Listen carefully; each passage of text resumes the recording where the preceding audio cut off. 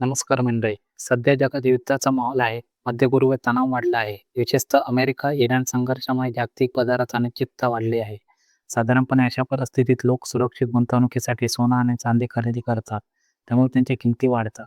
पण आश्चर्य म्हणजे या युद्धाच्या वातावरणातही सोनं आणि चांदीच्या किमतीत घसरण दिसत आहे. मग नेमकं कारण काय होतं? चला पाहूया मागची 5 मोठी कारणं. नंबर 1, मजबूत होत असलेला डॉलर. जगभरात आर्थिक अनिश्चितता वाढली की गुंतवणूकदार अमेरिकन डॉलरमध्ये पैसे ठेवतात, कारण तो अजूनही सर्वात सुरक्षित चलन मानला जातो. डॉलर मजबूत झाला की सोनं चांदी महाग वाटतं आणि त्यांची मागणी कमी होते, त्यामुळे किमती खाली येतात. नंबर 2, अमेरिकेतील व्याजदराचा प्रभाव. जर अमेरिकेतील फेडरल रिझर्व्ह व्याजदर कमी करणार नाही अशी शक्यता वाढली तर गुंतवणूकदार सोने चांदीऐवजी बॉन्ड किंवा इतर गुंतवणुकीकडे वळतात, कारण सोन्यावर व्याजदर मिळत नाही. त्यामुळे उच्च व्याजदराच्या काळात त्यांची आकर्षकता कमी होते.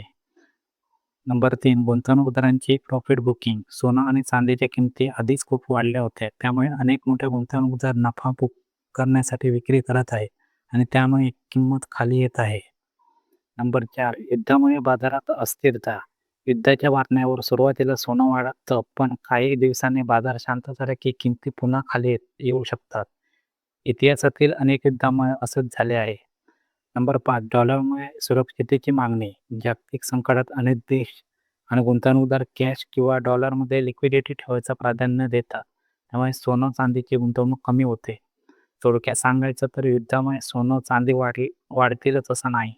डॉलरची ताकद, व्याजदर, प्रॉफिट बुकिंग आणि गुंतवणूकदारांचा मोड या सगळ्या गोष्टी किमती ठरवतात.